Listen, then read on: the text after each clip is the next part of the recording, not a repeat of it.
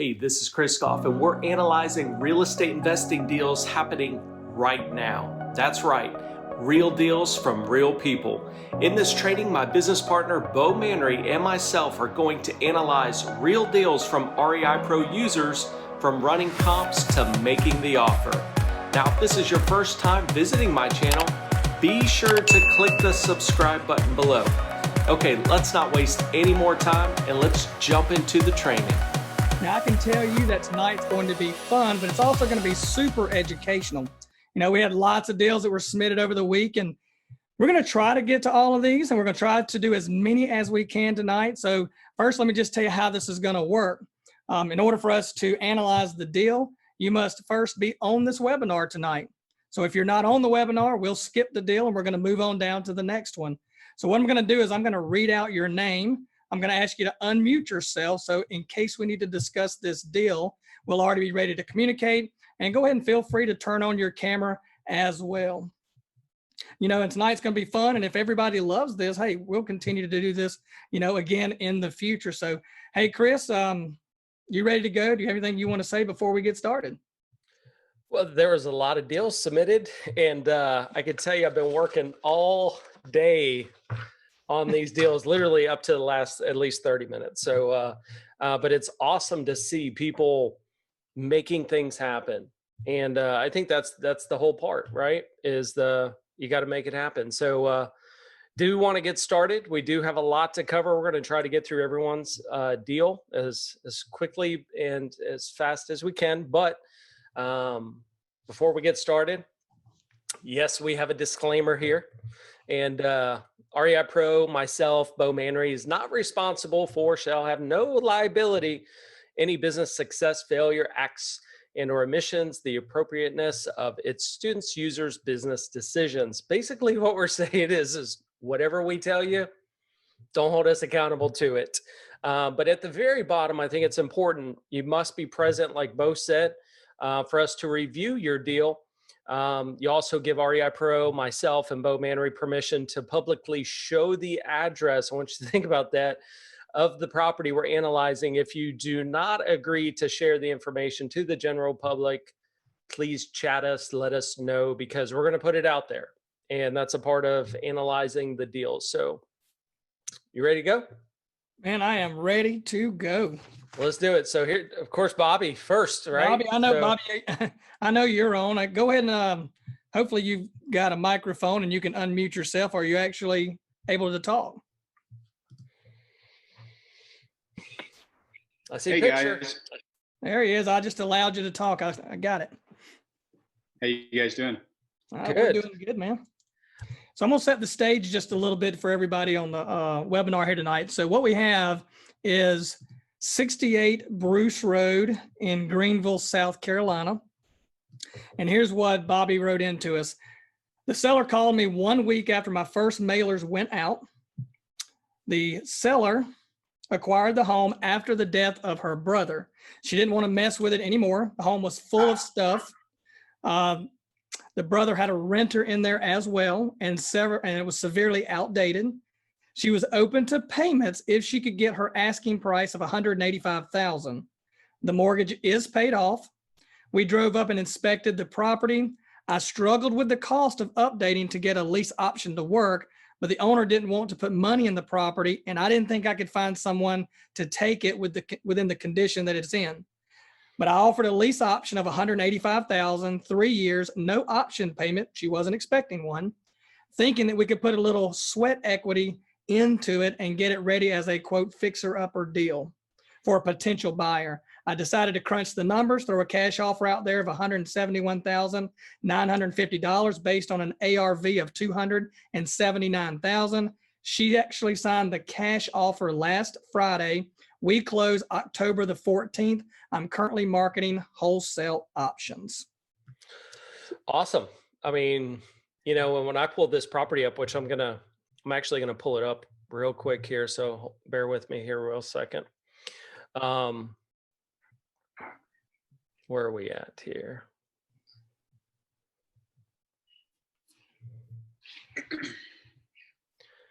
Dun, dun, dun.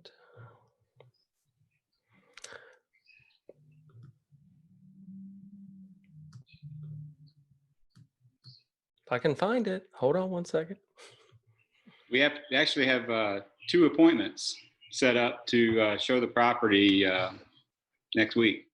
You know what I like it? The very first sentence, what you said was your very first mailer. You know, it's all about timing, but your very first mailer, you got this call back. So see, that's mailers do work. That's why I like it, part of the marketing. Well, All right. just building that relationship was important. You know, I always say that too. You know, building a relationship is always so important. You know, when I first pulled this property up, Bobby, to me it appears, is there a lot of commercial going on around here? There is. There's actually a Nissan plant just kind of behind it, just behind the wood line there. And what's interesting is a realtor reached out to me just a couple of days ago, and he said it was still listed on the MLS. So it turns out that there was a realtor who was a commercial realtor who came out. They put a big ass sign up right in front of the property and never even talked to the seller at all. Never. Wow. So the sign is still there. It's been over a year. It's been a year and a month and a half. And that's when the seller reached out to me and said, you know, that wasn't going anywhere. She was just tired of messing with it and she just wanted it gone. And so, you know, the realtor called wholesale this, right? Yeah, I'm gonna try to wholesale it. Yeah. You know, obviously you could have maybe a seller financed it as a way to acquire it just one other way. And I know you've got this closed. You know, one idea that I came up with to help you maybe wholesale it, because you've already ran the numbers on there. I mean, the numbers look pretty good to me. Have you talked to any of the businesses around this property? Because it seemed to me when I looked at this house, it was like kind of out on its own, like it shouldn't have belonged there. Mm-hmm. Have you talked to any other businesses, see if they'd be interested in more, maybe the land and so forth? I have not, but that's a great point. That realtor actually told me that he sent me the MLS listing, and it turns out that they were marketing as a office site. Yeah. And they had it listed at $285,000, and they had a $60,000 drop. So it was still actively on the MLS as of yesterday at $225,000. Gotcha. And you have it under contract for about 172, right? So yeah, 171,950. And the owner called the real estate company that had it listed and is having it removed because they didn't have permission to do that. Good realtors. I mean, that's what I would do on this deal. And, you know, you ran the numbers. I just kind of double checked, again, not knowing all the ins and outs about the deal. But the first thing I thought of was, wonder if some of the commercial or businesses around there might be interested, you know, just even putting an advertisement like an attorney's office or a real estate company, or just more of a business that you're marketing it to versus maybe just that one buyer that's an investor that wants to do something with it. So maybe try to think of maybe marketing it to a business where people can put their office there. Yeah. Try that. Hey, Bobby, is there more than one parcel on that? There's actually, if you're looking at that picture there, the overhead, just to the left of the property where that driveway comes out, there's actually a whole nother piece, and you can almost see, if you zoom in, you can see a large sign. Oh, right there. So the property actually goes just shy of that large sign. I actually thought maybe I'd get some sign ran off of that, but that wasn't happening. So, well, awesome. Keep us posted on how that goes. But you know, I know we're not really analyzing the deal, but we kind of are in a way of, I would see if you could market this to a business. Yeah, the guy that's coming out next week, he's actually he's closing on a house in 6 weeks. And the realtor who's representing him said that he really likes this house and he wants to move in and rehab it and eventually sell it as well. So the numbers make sense for him too. And so hopefully we can get a deal done. Good. Keep us posted. I will. Awesome. Thanks, man. All right. So the next one is Natina. And Natina, are you online? Let me see if I got to be able to find you here and allow you to talk. There you are. I'm going to allow to talk, Natina. Hi, yes, I'm here. How you doing? I'm doing well. How are you? Oh, we're doing fabulous. So you got this property 18252 Steel Street in Detroit, Michigan. And I have to read these questions just so you know, because we have some people that are on just maybe by phone call and they can't necessarily see the screen. That's why we do this. Okay. And she says, it's a brick single family home. The property has 5 bedrooms, 2.5 bathrooms. No other 5 bedrooms have sold in the area to use as comparables. All comparables are 3 and 4 bedrooms. The property is in very good condition. Minimum repairs needed. The tenant just moved out, was paying $1,100 a month, has a new roof and furnace in 2019. Very nice, well-kept area. It would be the perfect buy and hold, and the owner is asking $68,000. Yes, let me pull this property up because there's actually some good points on this one. Okay, Steel Street. You go to steal a property on Steel Street, right? No, just kidding. So I've got notes, so I'm going to be looking down a lot here too. So, the one thing that I noticed was this property, the very first thing it was just bought last year. Mm-hmm. Do you know anything why so quick? Well, he actually owns several properties, and this particular one was tenant occupied, but the tenant wasn't paying for the last 4 or 5 months. He didn't, and they actually did a little damage to it. So he repaired everything. He did a new roof. He did a few other repairs, and it's actually really nice. The only thing that I would do if I was to purchase it myself is to update the bathrooms, but it is tenant move-in ready. If it was a flip, I would just update the bathrooms. But I had a CMA ran by a realtor, and all of the 4 bedrooms with the same square footage actually sold for like 120, 125. But there's no 5 bedrooms at all. Right. And so I was like kind of confused on that part. Well, I did look at the comps on this. I'm going to pull it up so everybody can see this. Okay. One thing that I did notice, I came out with about 110, which is pretty close. But what this told me right here is, and I thought this is pretty important to mention to you, Mm-hmm. there's a lot of activity in this area. So this looks like an area people are just coming in, and I know the prices are going to be all over the board because some properties are going to be a wreck and they're getting a little bit cheaper. Some properties are going to be a lot nicer and so forth. There's a lot of construction going on in the area. A lot of renovations are going on. When I rode through the neighborhood, there's a lot of renovations going on. So it's a really hot area. Well, I actually came up with 3 scenarios on this particular deal. I'm going to go into Deal Pro real quick.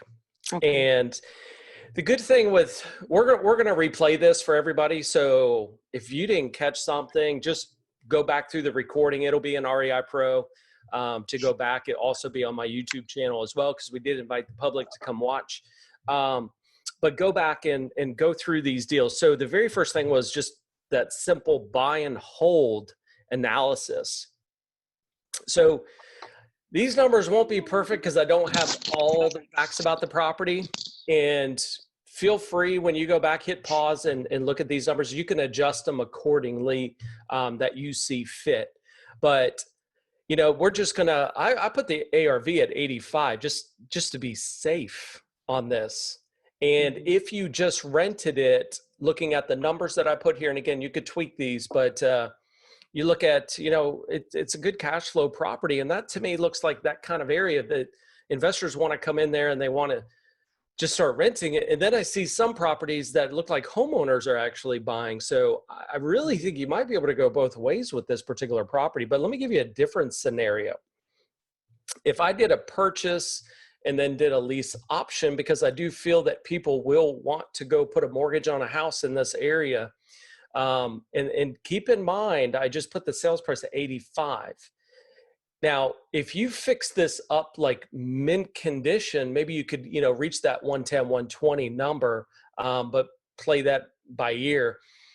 Your profit would be 31 grand. So, if you think about if I rent it At 9,700, how many years would it take me to get to the 31 grand that I could do in 1 year?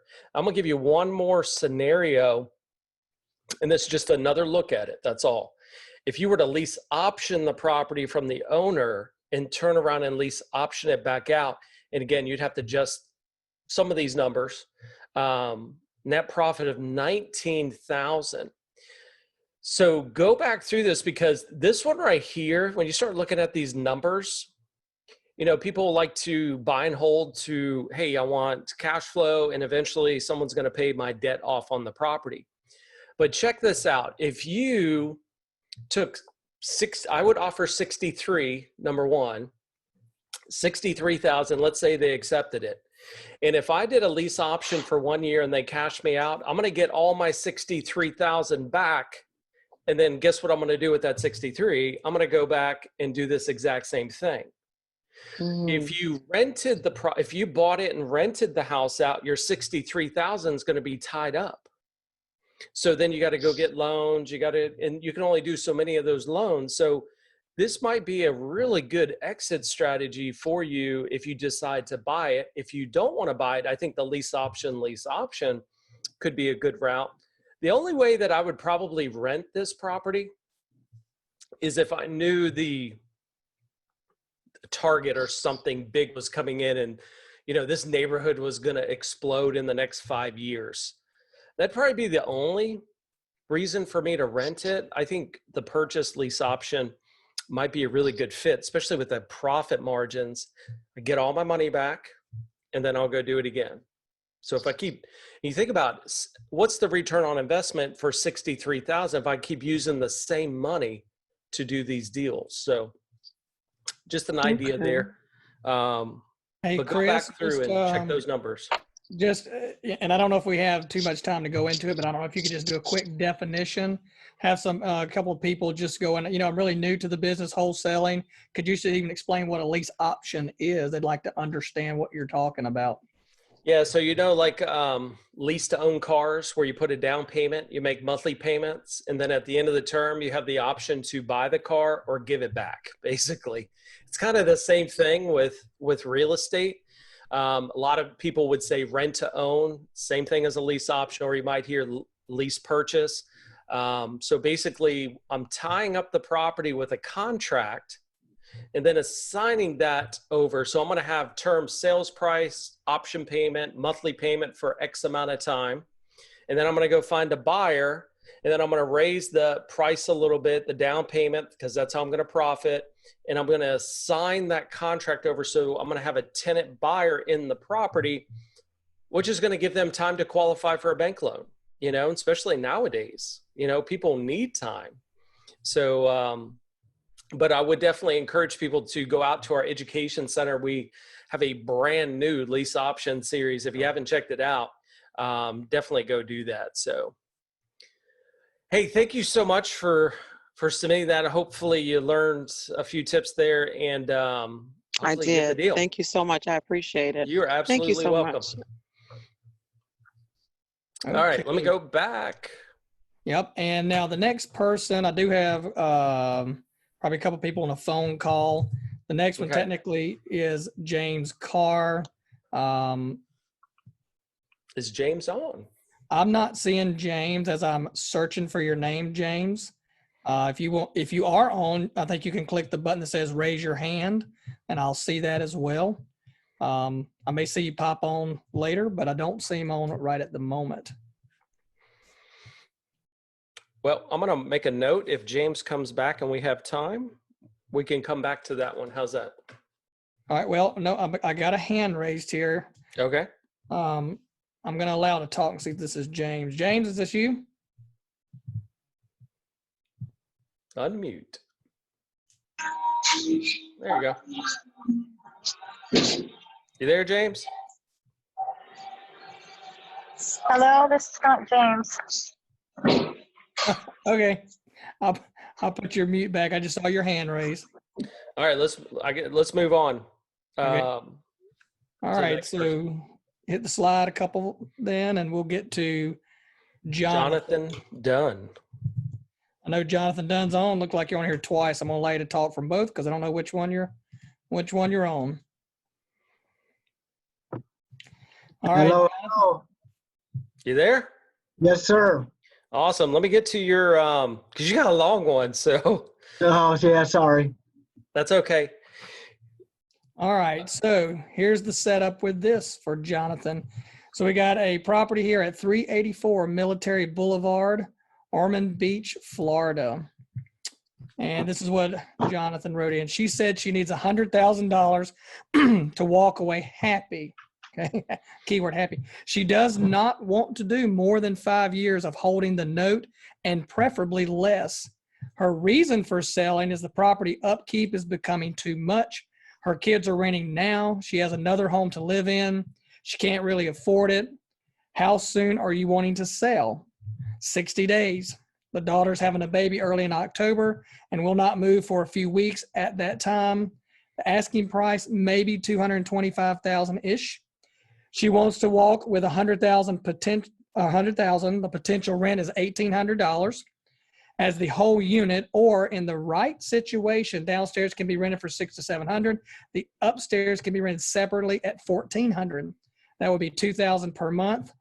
The comps are $243,000 to $253,000. Single detached, 3-bedroom, 3-bath, 2,556 square feet. Approximate balance is $105,000. The monthly payment is $950 approximately. She has a second balance of $25,000, but she's not paying it. A line of credit, occupied, yes, by the kids. The HOA, no. Does the house need any repairs? Yes. Small to medium size, back deck needs repair. Minor touch-ups, mainly cosmetic, kitchen tile, few ceiling tiles, some baseboards, etc. The estimated repair costs, Jonathan's estimating $15,000 to $25,000, and he's got some notes here. The seller is interested in creative financing options. She mentioned something about the downstairs basement now having AC and something else, which now makes it a livable space. Not sure permit-wise, but the downstairs has a kitchen, bath, and its own entrance. This Florida house has a basement, which is the attached mother-in-law suite. The house was built by a very reputable and respected and well-known builder. His name was Mike Mullen. That's a lot. Very detailed. That's okay. Yeah, that's just part of it. Let me actually pull this property up real quick. Thanks, Chris. Because I definitely need I need a little bit of clarification on this Military Boulevard. So let me understand this one part. So is she wanting 225 and then 100 down? And obviously she has some lines of credit that need to be paid off. Is that correct? Yeah, she wanted to walk with 100,000, and she was willing to take 5,000 down, but she did not want to wait 5 years on the option that one of my partners was presenting her. Gotcha. So the total price on this is around 225. Is that correct? Yeah, we actually got it to 205, and she was fine with 205 on it. Okay, hold on one second. I'm gonna need to write that because that may, because here's my first thought. Obviously, if I just let me just kind of show you how I would look at these certain things. The first thing let me pull the comps up because I want to show people. What do you think it's worth? Again, what was that number? I'm guessing 253 was the high end. Yeah, that might be a little bit too high, but that is the high end of it. Just think of these basic numbers. Let's assume that she wanted 205 for the all said and done, right? That'll pay the credit lines off. She definitely needs to pay that. I don't know why she's not paying the other one outside of not having money. And then if I put $25,000 into repairs, I'm really at 245, right? Right. Which is about what it's worth. And that was concerning to me because the last thing we want to do is take over somebody else's problem. And so we're really working with a no equity situation. And that's taking in consideration that, I know you put 15 to 25. Yeah, and it's more like 35 probably now, with the kitchen being redid. So I hate to tell you, but my first thought is it's just not a deal. Yep. Unless she's willing to get off of that 100K that she would pocket in this Right. deal. Absolutely. Yeah. And I've actually got a realtor / investor going to go look at this property because this may end up on the MLS and I'll get a kickback fee for it. Eventually. Hey, however they want to do, if you get something, that's good, because it was just hard to, it's great that she's open to carrying it, but the problem is that she's really wanting more than it's worth. Yeah, absolutely. So, and that's kind of the notes that I had here. Unless there was some way she would get over the fact, I would move on personally. And that's kind of sounds like that's what you're probably doing anyways now. Yes, sir. Well, thank you so much for submitting that and going through that. It took me a lot longer to research this deal than it did to explain that to you. So that's part of the process. Yeah, absolutely. I appreciate you guys and all you do as well. Thanks. All right. Thanks, man. All right. So I believe the next one's going to be Mario. And while you're getting that slide back up, Chris, Mario here? Yeah, well, I do see it under a different name, the same last name. So I think this is Mario Guzman under Lanisha, maybe. Mario, are you on? Well, there could be people with the same last name. There really could be. I'm going to allow this one to talk, Is Mario here? Raise your hand if you are. This is a home run deal, by the way. It's almost a no-brainer, Bo. If you just want to read it, just so people can see it. There really wasn't much to analyze here. I actually showed you a different way of how to acquire this that I feel that would be a lot more profitable. But Mario's got to be on here for me to show everyone because it's his deal. So you want me to go ahead and read it anyway, or? No, I think people can see it. All right, we got to move on. All right, I'll make a note of Mario. Yep. All right, Jamie? so let's see. Jamie is on. I'm going to hit allow to talk. Jamie, are you on? Well, I know she's actually on. Hopefully, she may not have a microphone. She can talk. Not sure. Yeah, I've got her. I can ask her to unmute. Either way, I do know she's on. Hopefully, she'll jump in here. You want to go ahead and go to the next slide for me? Okay, go ahead. All right, so Jamie has a property here at 5300 Dorsey Street in Chattanooga, Tennessee. And the asking price is $49,900. It's a 2-bedroom, 1-bath, 948 square feet, built in 1940. On a lot size, it's 8,205 square feet. The Zillow estimate is $44,000. Redfin's estimate is $48,000 or $51 per square foot. The comps are $152,000. MAO is ARV is 152,000 times 70% equals 106,400 minus the repairs, which she's estimating at 35,000. After the inspection, we noticed a large stair step crack in the crawl space. The owner is willing to negotiate on a price to 22,000.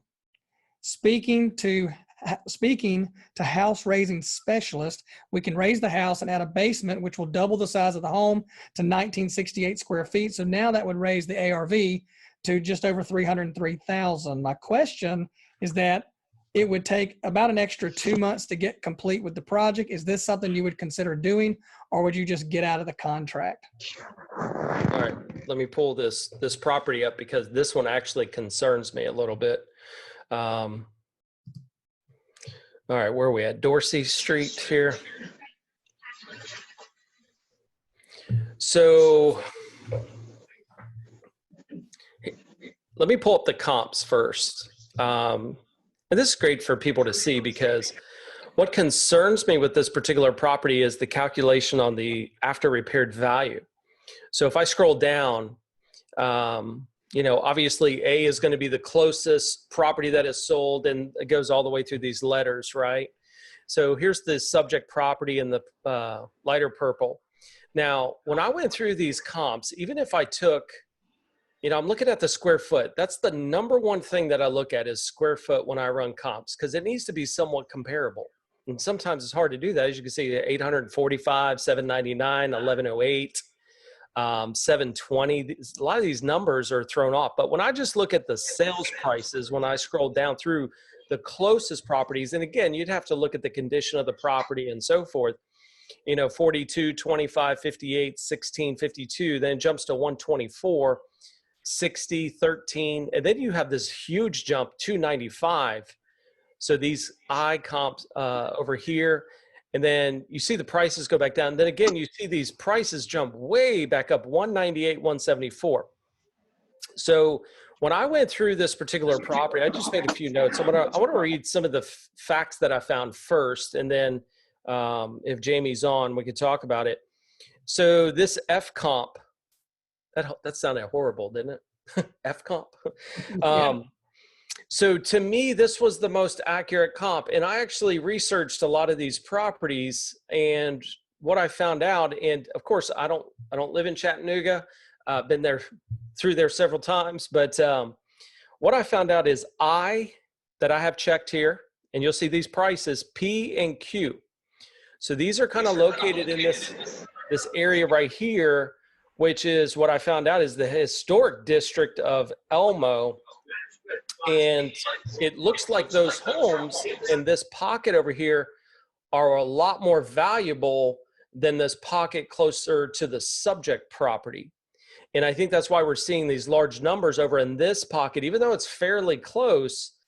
I don't know if there's some new thing going on in this particular neighborhood, but when I look at the comps, I can't even come close. I mean, I think this one right here, which is F, is probably the most comparable to me. It's on the same street. It sold at 124, and it actually was in pretty good condition. I was looking at the pictures of this particular property. So the very first thing is I'm a little concerned with coming up with an ARV of 152. So I would really want clarification on that part, because if we add a basement, you're trying to calculate the square footage, and unfortunately, you really can't calculate the basement square footage as part of the sellable square footage. So we can't go up to 303 by far. There's not even a property in the area worth that much.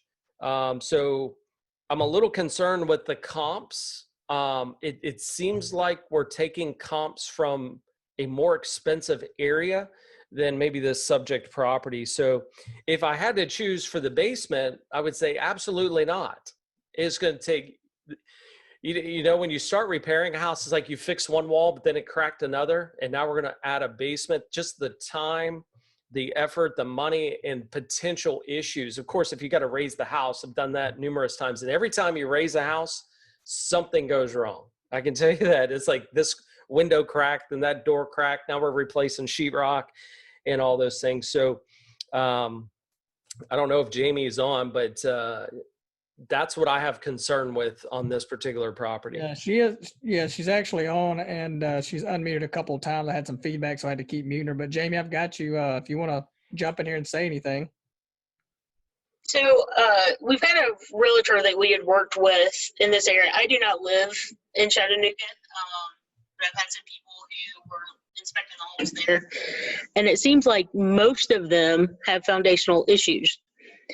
The realtor is the one that gave us the comps because I couldn't really find anything really great on here. So I wanted somebody from the area to just kind of go back over, see if there was anything I was missing. In the meantime, I had a gentleman contact me who wants to buy two properties that are very similar, specifically because of the foundational issues. Which is very strange to me. I don't want to get in the habit of selling something that I know is going to end badly. It just seems wrong to me all the way around. But that's why I threw it out there to kind of get someone else's opinion. And you made a very good point, and I think everybody can walk away with this one point. You don't live there, and you're relying on what somebody else is telling you. These comps are so different, so close. Like these two neighborhoods are so different. One's a historic, this one's on the edge of the historic, And I'm a little concerned with that price. The last thing we want to do is now the 22,000 might be okay. Maybe you could wholesale the thing. I think that would be, maybe something you can do not living there. But I just don't know if I would really want to buy this property. I can't get clear confirmation. I think there's too many what ifs on this property without actually knowing the area. Right. I'm kind of a touch see. I want to see the area. I want to feel it out, kind of, especially when, we got to lift the house. We got to do, there's a lot going on with this property. So I don't know. It makes me a little nervous personally. Well, I did find out in some of the research since then is there's some fracking going on in the general mountains in between North Carolina and Tennessee. Mm-hmm. And that's causing, with all the rivers going through the town, it's causing some minor earthquakes, which is shaking the land and causing more damage to foundations than normally would happen. Gotcha. So even with that, at least that explains the foundational issues. But I don't know. Right. You could fix it and it happened all over again, by the way. Right. And to me, it's an iffy already because I just don't know if I trust the valuation, because I actually, just on Google went down the street and I'm just not seeing the same properties that are selling for these high numbers. They just don't look the same. They're just different category properties, even though they're so close. I'm just nervous. But thanks for submitting that deal, and hopefully something came out of that, or at least a different opinion that you could take in. So, yes, thank you very much. You are welcome. All right, let me get to Bo. We got the next person. Yeah, the next one's going to be Devin Martinez. I do see a Devin, not the same last name. Devin, if you can click the, raise your hand. Let's see if you're on, because I'm not sure if the Devin I see here is the same Devin Martinez.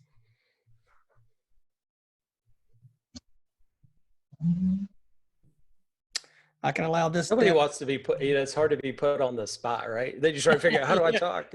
I'm gonna ask that Devin unmute for a second and see if that is the same Devin. Yeah, it's the wrong Devin. Wrong Devin. Thanks, Devin. I do live in Chattanooga, but wrong Devin. Wrong Devin. Okay, well I'll mute you back for a minute. Well, there you go, Jamie. All right, so yep, I will mark that one down. Maybe it'll show up. All right. Is that you, Bo?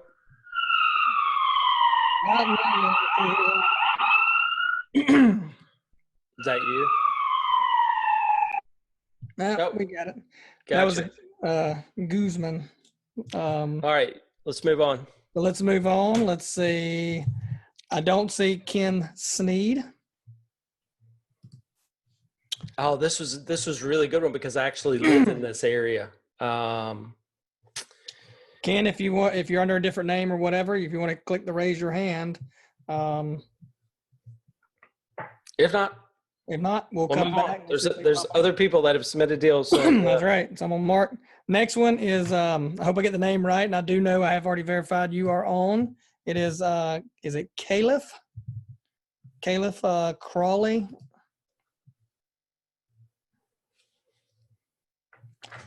He's on though. You can see his name. He's on. I'm getting a message saying he's not able to talk. He's using an older version of Zoom. That's fine. We'll go through as long as you're on.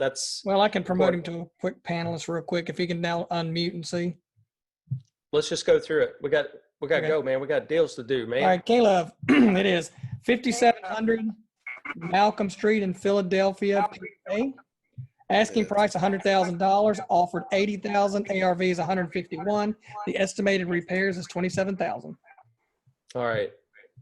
Make sure everyone else's mic is off. All right, let me get to this property here.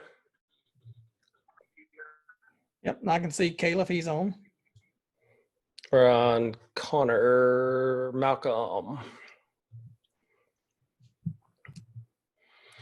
Okay. First thing I want to do on this particular property is pull the comps, number one. I actually went through, there's a lot of houses right within this, you see how many houses sold so close together here. Let me move that up just a little bit. So when I went through here, I think the number one thing that I even said earlier, the most important thing when I run comps is looking at the square footage, right? So this property is 1350. I'm really trying to get to that square footage as close as possible. If you always take the smaller homes per square foot as a comp, it's actually going to overvalue your property because the cost per square foot sold on a smaller house is always going to be higher than a larger home, because comps, you have the highs, the lows, and you're trying to find that happy middle. So big note here that is, if you're going to take a low one, take a high one, because it's got to somehow balance this out. So when I did that, I went through and I just selected a few here. I took a low square footage, I took a higher square footage, and I just trying to find the happy middle is going to help me determine that ARV of 130. So I'm not sure really if that 150 is a good accurate number when you go through, but let me show you how to make the offer based on that. So as soon as I go down, I'm going to go to the cash offer. So let me get some water real quick. Hold on. I got water on one side and Gatorade on the other. All right. So if I use this 130 number, this cash offer in step 4 is, this is what I could pay the seller, where Deal Pro is going to analyze from buying it to getting rid of it. I just want to know right now, what can I actually pay for this particular property? Because they're asking 100,000, you offered 80. Now, if I plug in that 130, I go through the repairs, and again, you could adjust these. The acquisition cost is always the cost of when you buy the property, you know, your closing cost when you buy, where this closing cost is eventually when you sell. So when you always make an offer, you need to calculate not just the cost of getting it, but the cost of getting rid of it at the same time. Hedge expense is always 10%. So that's going to be there, 10%, 27. I put a realtor commission in there, a wholesaling fee, and a retailer's profit on this, which is only $19,500. Again, not a super expensive property, but we're at $63,000. Okay. Even if I could jump the ARV up another 20 grand, now I'm at that 83, but that's really cutting it tight. I just can't find the comps that support this 151 number. And maybe there are, maybe you could choose a lot of different comps, but the one thing that I saw analyzing all these deals today, the most common thing that I saw people were doing wrong was running comps.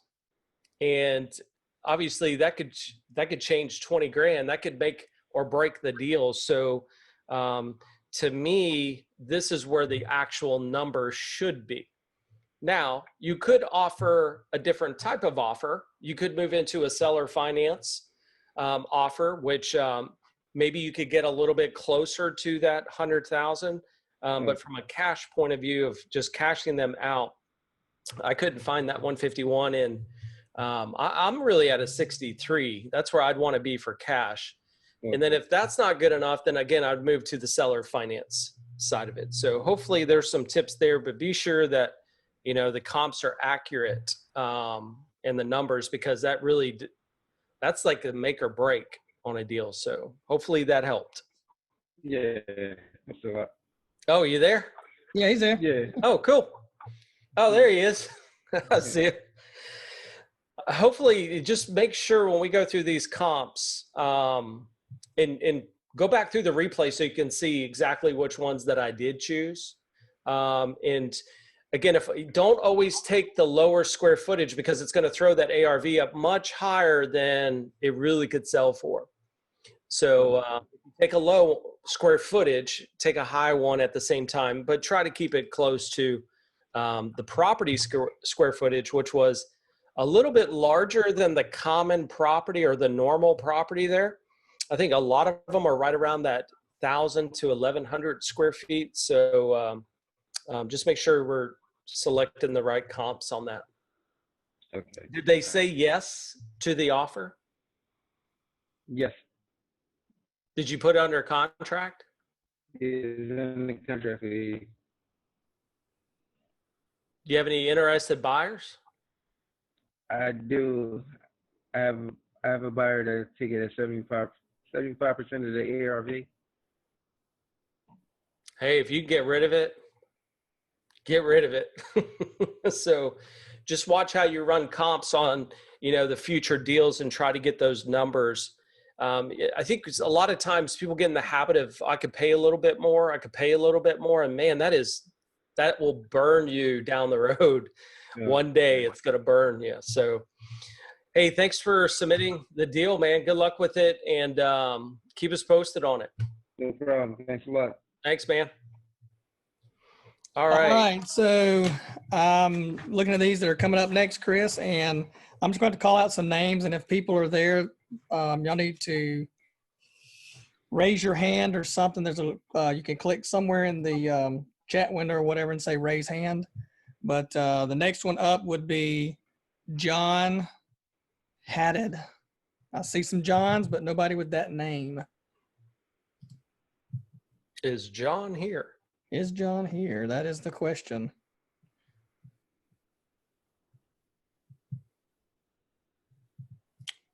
Not seeing any raised hands. Okay, the next one would be a Stephen Dow. Do not see a Stephen Dow. Stephen, this is a long explanation too. I put a lot of time into this one property. And he's not here. Not here. Not seeing that one. All right. Paul Thompson. Cannot find a Paul. No Paul? No Paul. All right. Next one is Perez Bryant. Oh, that's the one. I don't even know what the address is. Okay, we're gonna have to skip that one anyway. Then there were a couple. When you submit a deal, just be sure to tell me what city and state we're in. Otherwise, it takes forever to go figure it out. So that one just didn't have. Yeah, and I'm hoping that there could be Bo is not my real name, and it could show up somebody's name differently on here. So that's why I need you to raise your hand. I had a couple coming in from Reno Puente, but I don't see a Reno on here. So if Reno is on here, there's one thing that I want to. This actually, she submitted 2 different properties, but the second property actually didn't even. I don't know the address because she didn't put it in. But I want to just share with people what she had said here. Let's see, where are you at? So she submitted this first property here, and which is a pretty simple answer. It wasn't actually an analysis, but I wanted to at least read to people this particular, where was it? Yeah, deal 2. Yep. If you want another deal to analyze, but I didn't know what the address was, I just copied that one address there.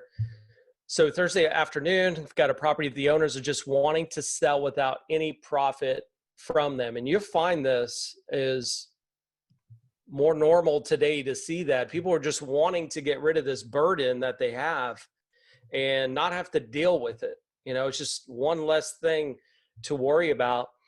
So they owe 165. I would pay all the closing costs. The appraisal district has at 165. REI Pro has at 190. My CMA produced 205. Both REI Pro and appraisal district produced the same square feet. I would just like to take over the payments, offer them some moving expenses to sweeten the deal. Which purchase agreement should I use, or do I need to get an attorney? Which the easy answer to that was to have an attorney anytime you do a seller finance. But it just shows, without even running these numbers, because I don't know what property it is, that there's a lot of people like that right now. And it's a much needed service than, a lot of people think, you get into real estate investing because I just want to make a ton of money.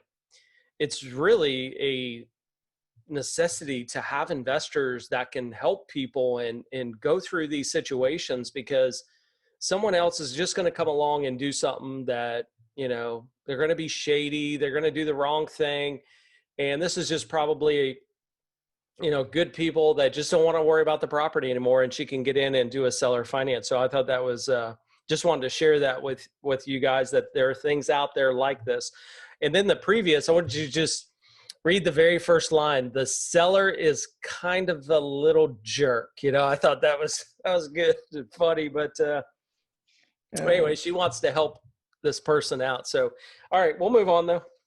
All right. So the next person would be Vincent. And I'll tell you what, because I don't see a Vincent either. If you submitted a deal or a deal for us to analyze and we have not already analyzed it, why don't you just go ahead and hit raise your hand, so that way I'll see it and I can kind of try to match it up instead of waiting on me to have to call out your name. So I don't see a Vincent. Now I do find the next person here shows up as Tommy R. I got Tommy Ricks. I believe that would probably be the same person. We're going to click allow to talk here and let's see if Tommy is online. Yeah, I believe you went through this particular one, Bo. Yeah, I did go through this one over here in Bon Air, Georgia. Tommy, are you online?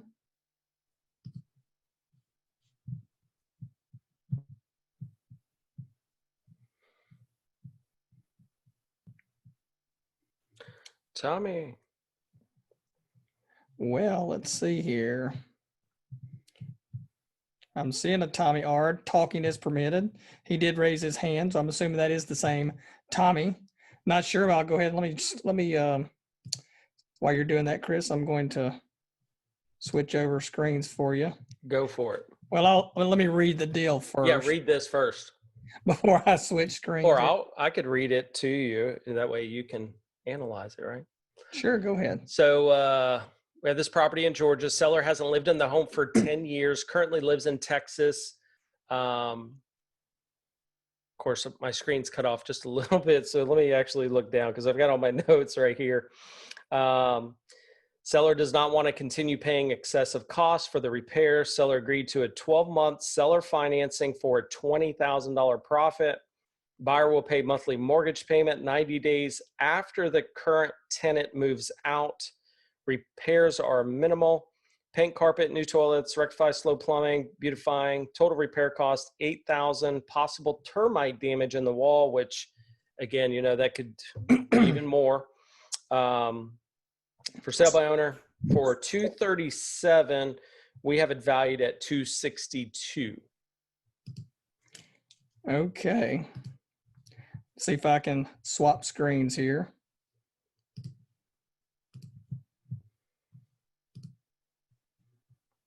Let me get rid of some screens here. Yep, you're good to go. Okay, so let me find this property. 104 Newton Lane.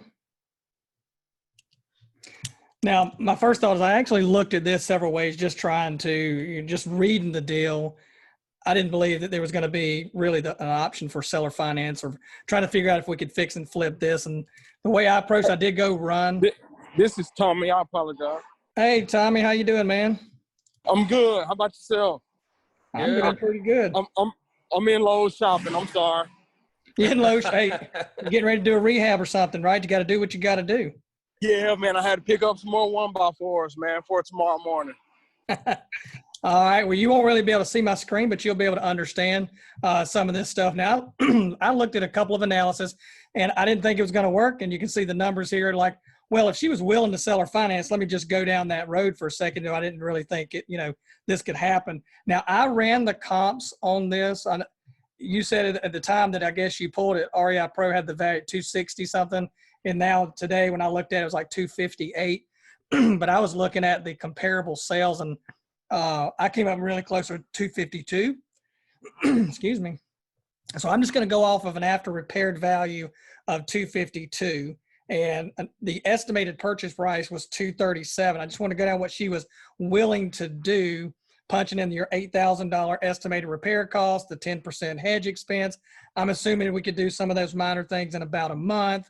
And I looked at some basic holding costs, property insurance, taxes on seller finance, all of that stuff. At the end of the day, there's just not enough money here. I can only come up with like $580 worth of total profit, even if you could rehab it and try to fix it. So that's really not what I would recommend here. Really, the best option here would be a lease option. And if you gave the seller the 237 that she's asking for, and I put an option payment down here. You saw earlier, you don't have to give sometimes an option payment, but you know, the Zestimate on this property, as far as the rental, is $1,800. So if you were just to rent this out, you know, they're going to get a 1 month security deposit, which is refundable. I put a $2,000 option payment here, which is non-refundable to the seller. And then a monthly rental payment of $1,500 on that 12-month term. Now, today's value with running comparable sales, $252,000. You know, if you're going to put this on a lease option, we probably could push it to $260,000. I put $255,000 just for an example here, and $15,000 down payment or option payment.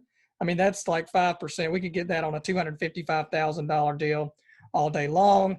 And the rental, keeping it exactly the same as the Zestimate, $1,800, and then lease term of 12 months. So if we look at this and analyze the numbers, at the end of the day, you know, our first profit center is going to be the difference in the down payment. So if the new buyer is going to give you 15 and you're going to give the seller 2, then we're going to have 13,000 on the first profit center.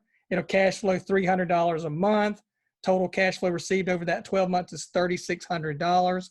And then when they go to close, get qualified for the loan and cash you out, which you're then going to turn around and cash out the seller, you're going to pick up another $5,000. So on this deal, total net profit you can make is $21,600 in a lease option scenario, especially if they're only wanting to do 12 months. And the price points that she's wanting to be at, I don't think you could just come in and buy it and then turn around and have enough room to go in and fix and flip this thing. Yeah, one thing I do want to point out on this deal, just the simple fact that she had a previous tenant that was supposed to buy. Yeah. I would really want you to be working with a mortgage broker locally that can really qualify and get your buyer in a position to buy. And that's going to be a really good reason why she should take the deal and not just throw somebody in there.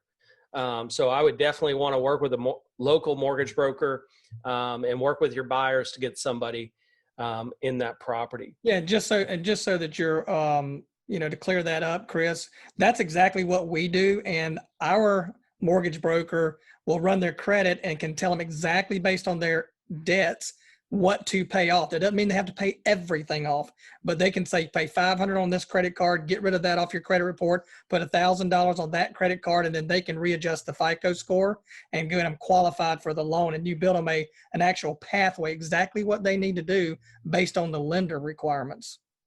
So yeah. Always a great idea.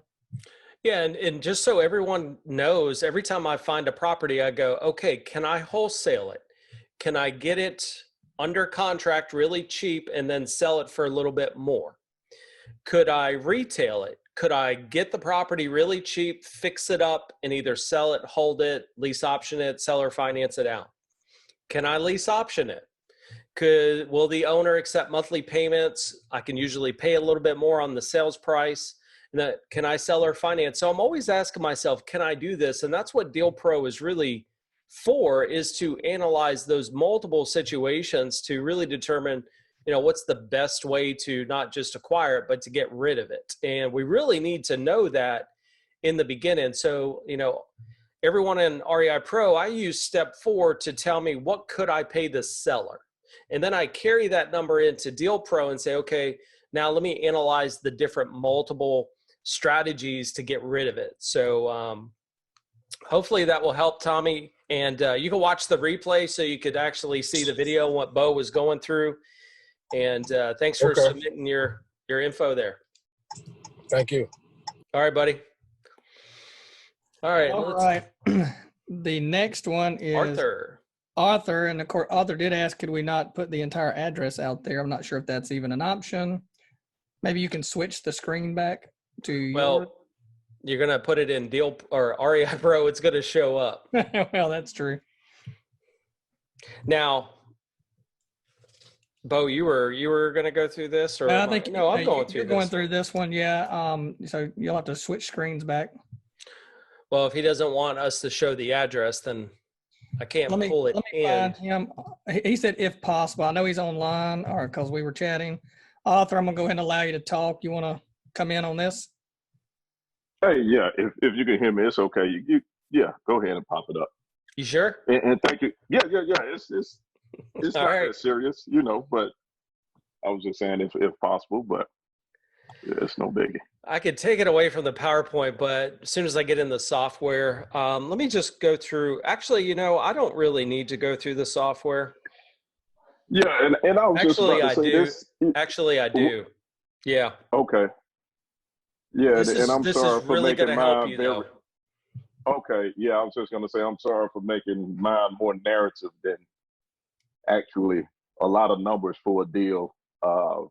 It's just kind of like, oh, I was surprised that they were willing to accept, a lease purchase agreement and the situation. Like again, listening to your videos, like, oh, it's the prime situation, it's divorce, So, hey, I'm sure they're willing to, take some type of lower payments or either lower price than what they originally listed it as. But I actually liked the way you wrote it up. Yeah. I like the part about you thought God's giving you an offer right here. Hey, man, it's like I said, this thing was really like an aspirational. I did not even take it seriously. Chris, you're about to share your screen, I think. I just called. Well, the address will pop up. So it's just being laid out there. So. All right, can you see it, Bo? I can see it. Go to the next slide. All right. So we'll read. I just want to say the address. Okay, so basically this was a new construction property originally listed for sale at $1,395,000. It's been on the market at least since April the 1st of this year. Arthur contacted an agent on Zillow, and he actually went and inspected the home with his wife and his kids in mid-May. They fell in love with it. The house is nowhere near his price range, but he muscled up, got the courage to call the seller's realtor earlier in the week after he saw the house had been taken off the market. He asked if the house was still available, and he said, get this, she stated the owners are now going through divorce and had taken the house off the market temporarily to finish up some work on the home. I'm not one of these to celebrate someone else's misfortune, but I've watched enough of Chris Goff's videos to know that this is an ideal buying situation.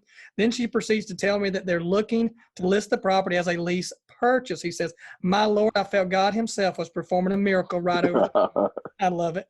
She asked what I thought the house would rent for. So I told her that I'd crunch some numbers, get back with her on an offer. Please help Chris and Bo. I need to know what the rent range for the property is so that I can make an intelligent offer. I've consulted the Rent-A-Meter website, and I see where a property in the area with a similar square footage rents for $4,000. To make a deal even more complex, he wants to consider possibly house hacking the property since it does have 4 bedrooms, each with their own full bath. Maybe wishful thinking, but at the very least, I should be able to find a buyer for this great deal. Yes. Let me get back to the software. Let me get into this particular property, and nobody go take this property away from Arthur. Okay. Right. That's the property. Right? Just kidding. Where are we at? I got you somewhere. 1756. See, I don't even have the address. Oh, you know what? I know why. I was trying to categorize them just to simplify my life. And then I forgot to do that one. All right. So number one, the very first thing that I needed to do I needed to verify the price, right? So I knew the new construction, a lot of times, you get these areas where they just tear down these older properties and now they're building these nice, expensive, these homes. So you could see just here on the map, 411, then right next door, 1 million. I mean, it jumps. And if you start scrolling around, as I like to do on the map, you can start to see where people have really rebuilt this area. So to me, it seems like one of those areas. And you can see we have an estimated value of 248 because you have to look at the surrounding area. They don't see new construction and building multi-million. That takes time to generate those particular numbers. One thing I thought was quite funny is that they were asking you what it would rent for. So I actually think the rent should be actually higher than $4,000, especially if you're buying, $1 million property. But Let me show you what I did here. One thing that you do want to be careful with is a lot of communication with the realtors. They're going to try to, they get a commission for selling deals. And I know that if they had it for sale for about almost 1.4 million, there's a 6% commission on that. So I already know that the owner was going to at least get 85,000 less, even if they sold it at full price. And typically homes like this are not going to sell right at that full price number. You really do need to come in a little bit lower than that. Just the simple fact that this is an area to me that's just rebuilding. And I don't know the area specifically. Bo, do you know this area at all? That's up in the little north of North Druid Hills, right? Yeah, absolutely. It's like, that's North Druid Hills is close to there. It's kind of like in the Tucker. It's actually Atlanta, in the city of Atlanta, but it's kind of near the Tucker area as well. But I would say North Druid is a very close proximity. Yeah, I mean, I think I've probably driven through there, but I've never bought a home up in that area, so I'm not that familiar with it. Is that what's happening, Arthur? Are they going, people obviously, you can see some of the sales prices going in and rebuilding in this area with nicer big homes? Yeah, for the most part, it's kind of already established with the larger, more expensive homes, but there are very few pockets where, it's still like an older house. And to your point, I believe people are buying because of the price that's in REIPro. That's definitely like the old house, before not the new construction one. Yeah, that's not the new construction. Yeah. All right, so let me show you how I would structure this offer based on the information that I've seen so far. So I'm going to pull a lease option because they are open to a lease option on this. I would put the sales price at 1.3. I have faith that somebody probably could have bought it for 1.395.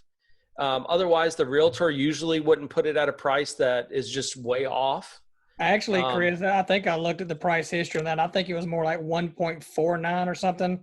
And then maybe the divorce situation kicked in. They dropped it to the 1.395. Yeah. Looking at the other properties in the area and the valuations, I think this is a better number. And I still think there's strength in this number because keep in mind, you should not be paying a commission on this. Okay. So like I said, just be careful with the communication.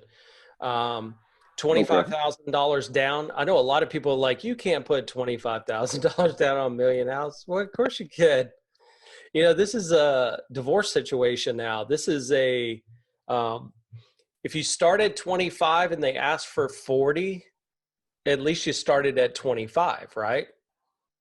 And keep in mind, if it were a seller finance, then a seller finance, you would probably need to put down 150,000. But keep in mind, a lease option, you're just leasing it with the option to buy. So if they rented this property, they wouldn't get anywhere near this number in a security deposit. So it's already better than just renting the property. I think the monthly payment should be around $5,500 to them because I think you could rent it for $6,500. You have to keep in mind, this is a $1.3 million house.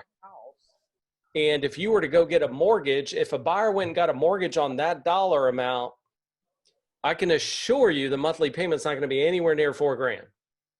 And when I looked at the rental statistics, they're not, I didn't see any right there dead in that pocket. I didn't even see any currently for rent in that one little pocket there. You start to see like 3,000 or 2,500 as you get a little bit further out. But not, I think this is a good number. I think the buyer, they can't ever have the expectation of, if I paid $4,000 and then, oh my gosh, I'm getting approved and now my monthly payment went to $6,500, that would be a huge shock for somebody because that wouldn't be normal. Even if you bought the house, your mortgage payment's going to be way up there. So just keep that in mind. And it's not just the mortgage payment. Once they buy it, they're going to pay the taxes, insurance on the property. So their total monthly payment is going to go up. So I think, the rent value just even from Zillow is over I think it was like 7,400 like on this property. 7,500, you can see right there. So I think if you could get it for 5,500, I think that would be a home run deal here. So let's see, what other notes did I make here? All right, so we'll sell it for 1,375. I think you can get 45 down. Here's the goal. You just want to get more down than whatever you have to pay the seller, right? And that would be a profit. I'm just throwing some numbers out here. Generally a buyer, and who is your buyer? Like, who would ever do this, right? It's so funny. People ask that, like, no, like normal qualified people buy these. No. Doctors, attorneys, accountants, you name it, that have a high income, but their credit's not there. And just even now listening to Bo with the property that he's looking to buy, they're even coming down harder now on small business owners to get a mortgage, by the way. Oh yeah, they have new COVID-19 laws for calculating income for self-employed people. It's more strict. So this is a great strategy right now, until things turn around. It gives them time to fix whatever they need to fix. Or if they're that self-employed person that just can't, they struggle to get a mortgage today. They're almost taking Bo's blood right now for the house he's buying. So it's crazy out there. So we'll do it for 12 months, but if I could get 24 months, I'm not sure if a divorced couple will want to go 2 years. But if they only want to go 12 months, then you could just change this up here. Are you going to be staying in the middle or not? And just collect the difference in down payment. So go find a buyer and collect the difference in down payment, and you move on to the next deal. Otherwise, stay in the middle on this because I think there's good monthly cash flow on this property. We'll only go 12 months in this with the new buyer, but also keep in mind, if you need to extend it another 12 months, at least you have that with the seller. If I go down, just the profit on and a lot of people don't realize that, the more expensive properties you work, especially strategy like this, it's just a lot more profitable. So at the end of the day, you are helping the sellers. Right now, they're at each other. Right? They don't want to have anything to do with the property. They can't sell it. Realtor couldn't sell it. Now they're frustrated. Now they're open to a lease purchase on here. You walk in and say, hey, I've got some numbers for you. $87,000, if those numbers stayed true. Again, you can change some of these numbers to be flexible with it, but you don't have any money invested in this house. Zero money. What's the return on investment on a profit of 87,000? And I'm not really, this is not some unrealistic deal or numbers just to make it sound great. This is real stuff that happens. And so I do think this is, the only thing holding anybody back from doing a deal is making an offer. And you found the deal. Now it's about generating the offer. And I sure hope that this is going to help you calculate. And I feel good with these numbers. Again, I would drive by the neighborhood and feel it out again, just now that you see some numbers on paper. And what is the seller going to say? No. Okay. What are they going to do? See, they're making it now that they're moving on, right? So now they're making a payment on this property that's sitting vacant. I can tell you that gets very expensive on a house like this very quickly because they went in and did all new construction. So now I think it's a great situation. It's what we look for.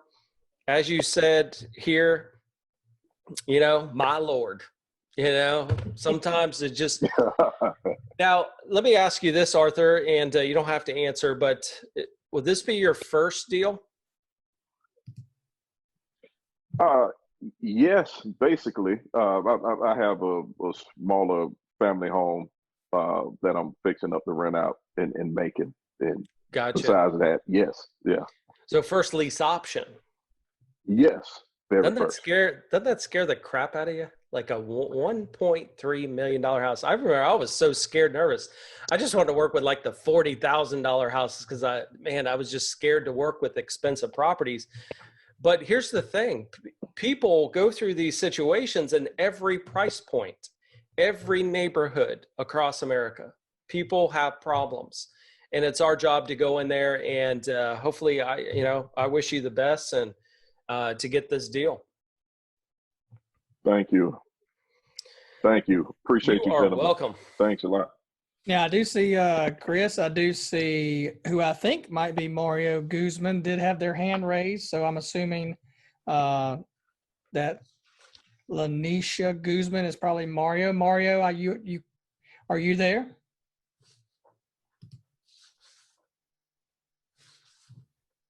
Still not there. Maybe scared to talk. Let's see. Okay, so that is not Mario, but she said no, but I do have a question. So that's why the hand is raised. Yeah, we'll take a few questions, but actually we have probably a lot of questions, but that's the thing. You got to show up because, I mean, I'm looking at some of these deals that, man, I really analyzed the crap out of these deals, and it kind of sucks because I wanted to share that with everyone, but if you're not here, I can't do it. It's like 10 more and I can't find them. Well, and I think the thing is this is the first time we've done this. We haven't I don't think we've had too many hiccups tonight. I hope that everyone has enjoyed this. And because I want to do it again if everybody else wants to do this again. And, if you would just take a moment of time, either tonight or email our customer service and let them know that, hey, I'd love to do this again. That's what we want to hear. Or this sucked and this was a waste of time. I ain't never doing it again. Well, let us know that too, because we want to do, to me, this is kind of an important part. And there were some really good properties on here that, man, I wish we could have went over. Well, I take Chris, to answer your question, because we have to kind of tag team this and we have to help run all this stuff. What I'm saying is yes, very informative. Do it again. Love it. Do it for newbies. Yes, this is awesome. Please. This is what I'm seeing and to come through the chat all of a sudden. And I can tell you, it looks like almost everybody hung in there so far the entire time. Well, good. So I would say they're enjoying this. Well, and I think it's important, some of this is just, experience and thought process, and to try to explain some of the thought process that goes behind just how we look at these numbers. But I will say the most common problem that I saw through almost all these deals is just running comps, just making sure that we're calculating that ARV correctly.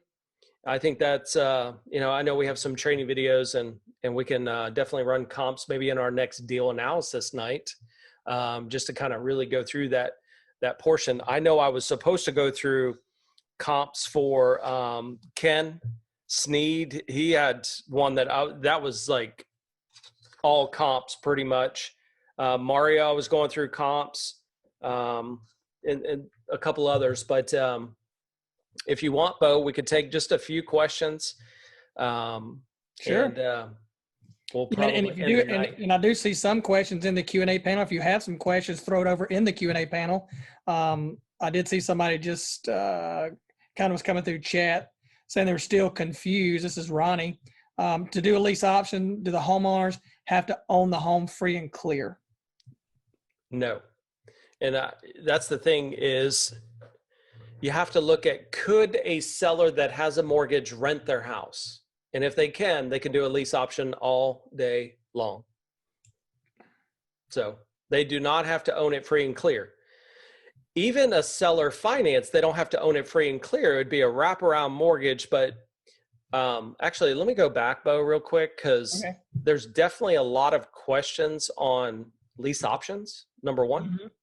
Mm-hmm. If you go to our education center right here, just click education at the very top.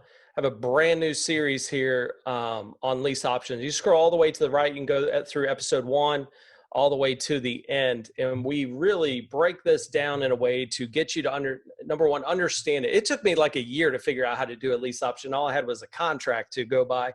And as soon as I thought I got it, I didn't. So we try to break this down as simple as we possibly can. And that's where you're really going to learn this strategy. To me, it's a home run strategy.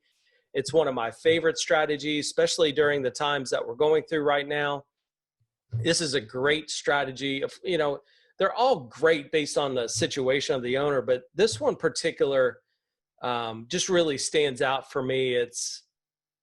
You don't have to lowball sellers. You're helping so many other buyers that are not being helped right now. You're helping these divorce situations, and it's just a win-win strategy without trying to lowball the seller, and that's this strategy. So, all right, that's my 2 cents. All right, yeah, and somebody talking about the lease options there. Joshua asked, and I think this is the part of the confusion. So this is why I think I want to throw this out there to you, Chris. Can you get a loan for a lease option? A loan for a lease option? That's why I wanted to throw that out there, because I think, there's a little confusion there about getting a loan. If you're getting a loan, you'd be buying it. Yeah. So I'm going to lease the property for X amount of time. And during that time, I'm going to fix my credit. Maybe I need to save up for more down payment, whatever the situation is, because you can't qualify today for a bank loan. You need that time. Eventually, you're going to go to the bank and you have set the price with the lease option with the seller that here's what I'm going to buy it for. But I'm going to buy it on or before the end of this term, which could be 12 months. And that's when you're going to go to the bank and get a loan. When you do that, you're going to cash the seller out, and then you would own the home. From that point forward. Just keep it in the beginning. We're just leasing it with the option to buy it.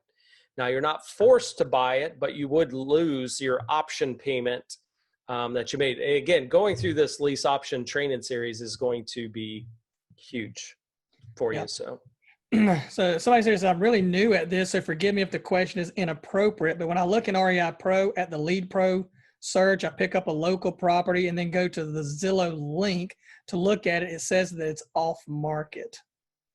Yeah, most properties that you're going to find are not necessarily properties that are listed for sale. These are all of the addresses that we have access to in the United States. And we classify all those leads by saying, okay, this is what we call an absentee owner.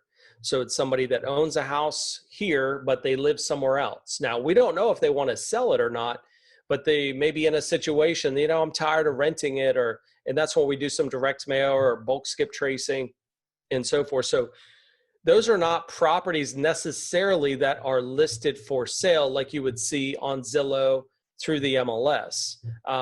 Every property that is listed for sale, however, has an address, and we're going to have the information on that as far as who owns it, numbers, comps, all that stuff that we'll provide for you. So it's not necessarily a place to say these people are looking to sell.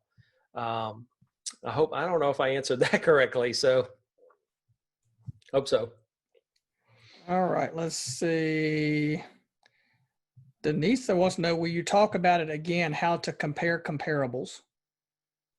And she's probably referring to the square footage and situation that you mentioned.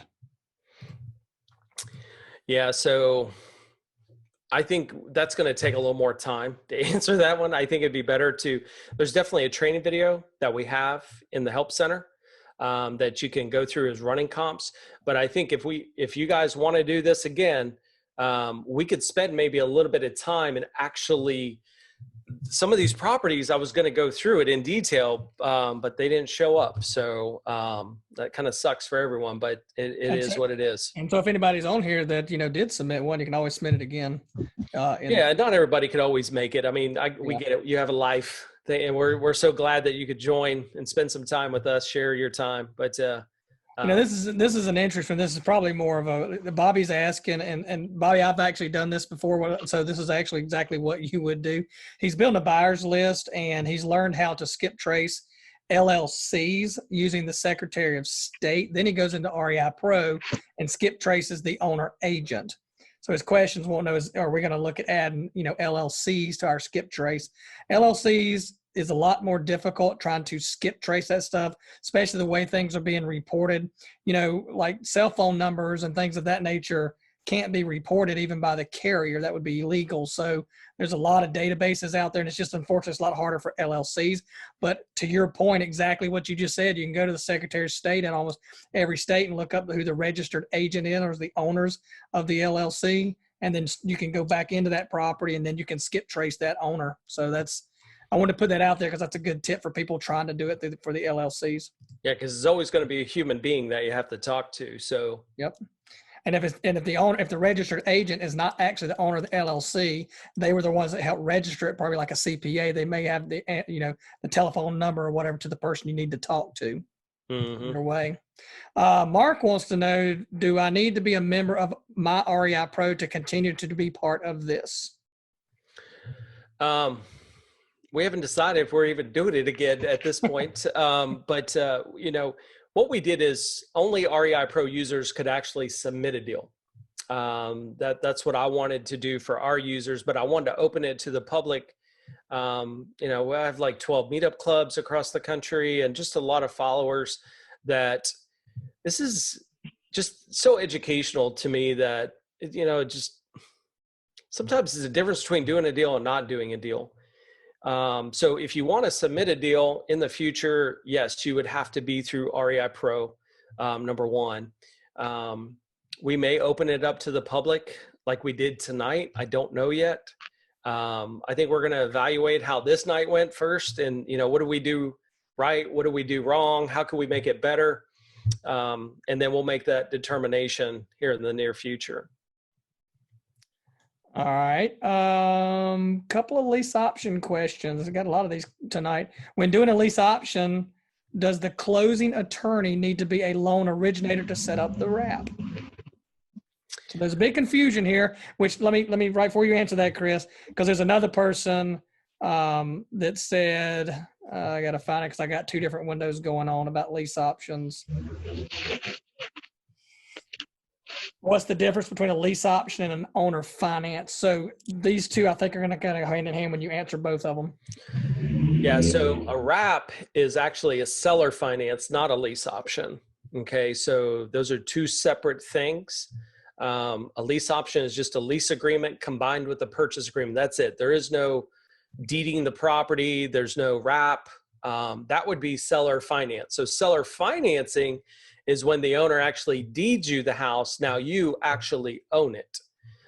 You would use a wrap if the owner had an existing mortgage on the property, because what you're doing is wrapping, if they owe, $100,000 on the house and you're buying it for $200,000, you're creating another mortgage that literally wraps around the existing 100. So you're making payments on the 200 while the seller continues to make payments on the 100. And there's several ways to do that, but just to try to keep it simple, two different strategies there.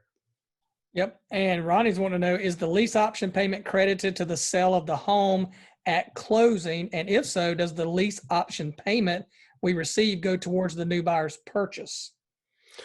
So if you do monthly credits, I always recommend do them. You could do them with the seller all day long. It's where the buyer gets a little wish-washy.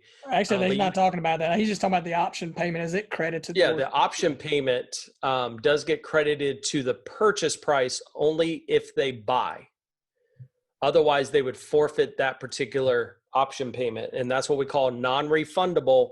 You know how when you rent a property, you get a security deposit, but when you do a lease option, the option to buy something, that's a non-refundable payment that we use.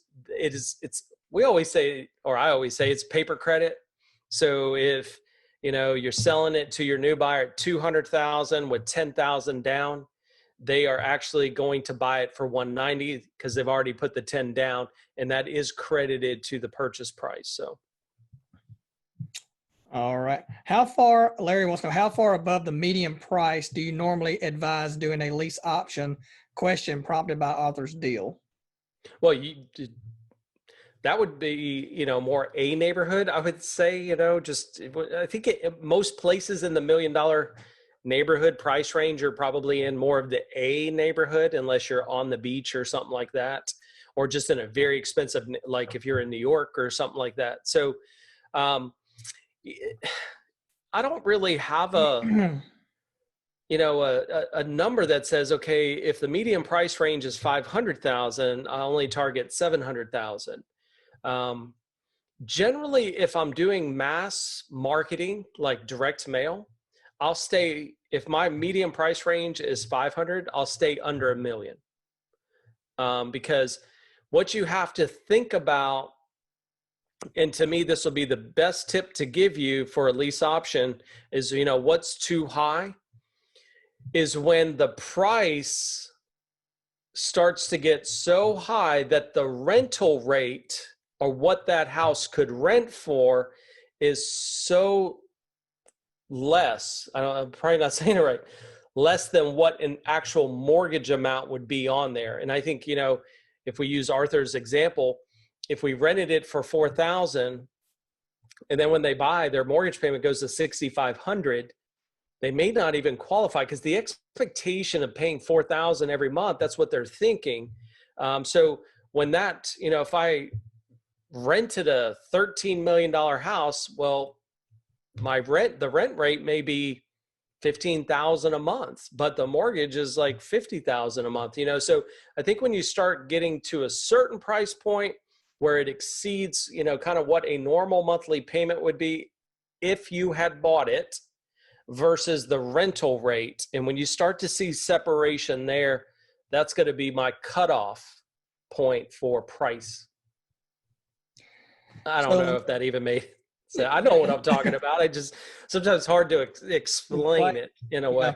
So Anisha says she has a seller who's willing to wholesale some land, but only through a listing agreement, not through a purchase agreement contract. She's wanting to know, what is a listing agreement? So a realtor contract. That's what it sounds like to me, the realtor. Totally fine. You have to manipulate some of the contract because you have to make sure that you have the right to assign it. That's going to be the big one. So when you can get a realtor contract, just make sure you have the right to assign it. Yeah.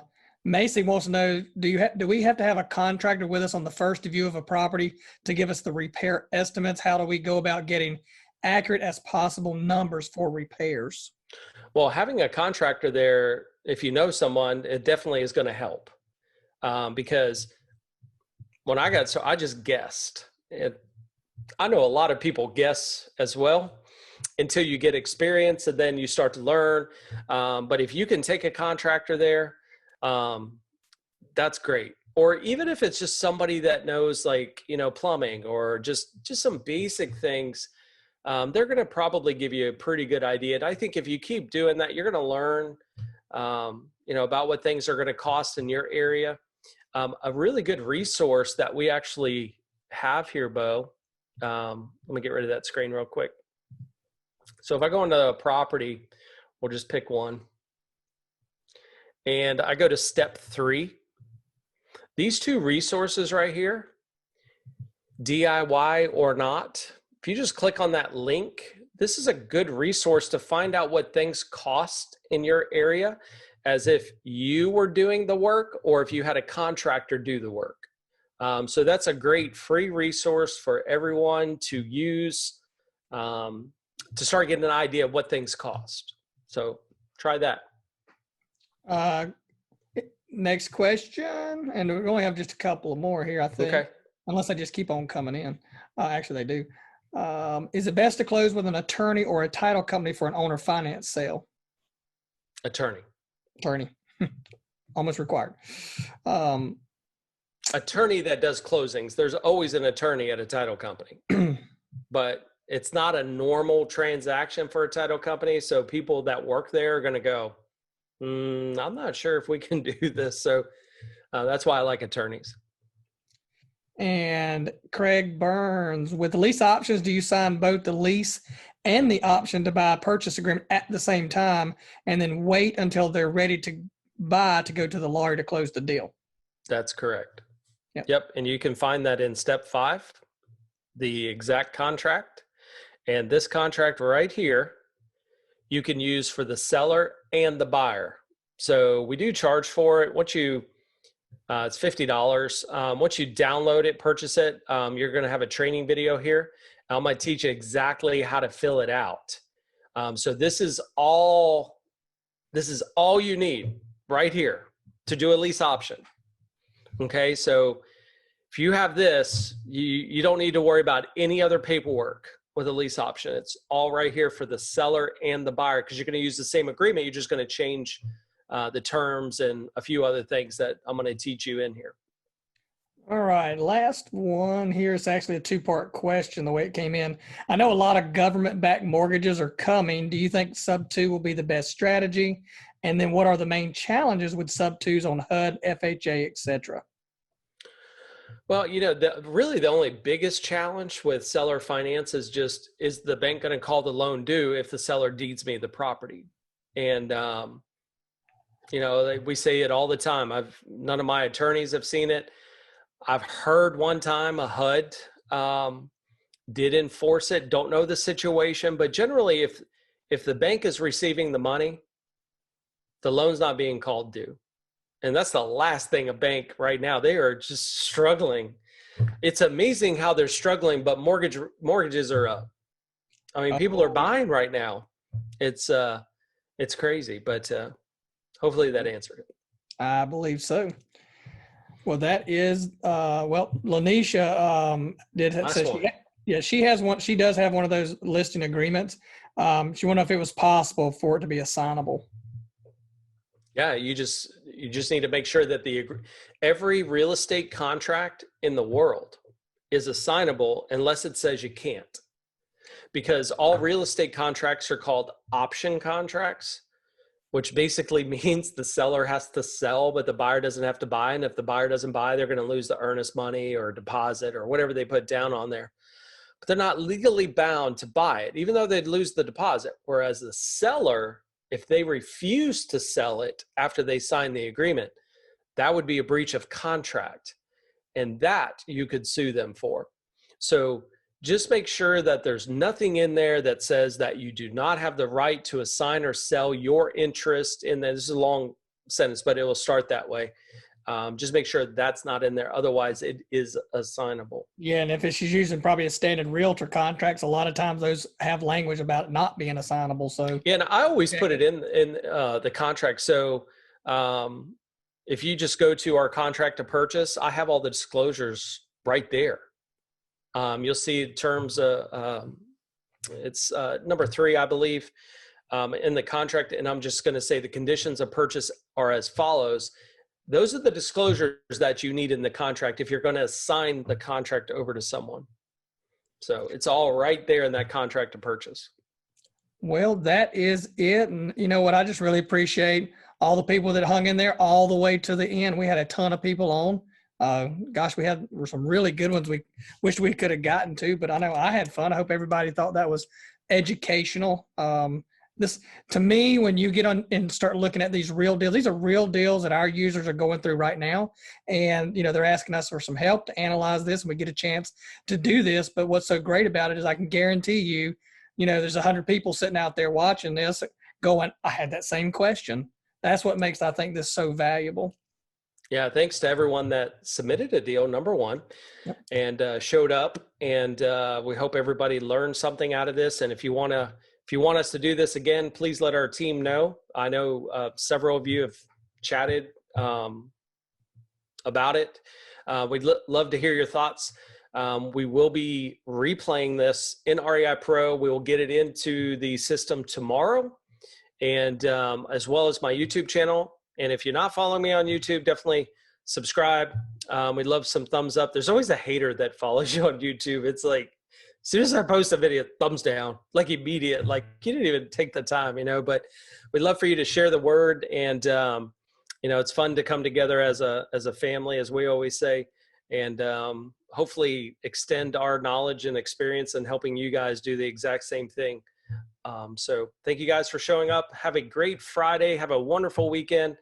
And, by the way, yeah, man, I'm glad you thought the exact same thing too. Didn't you?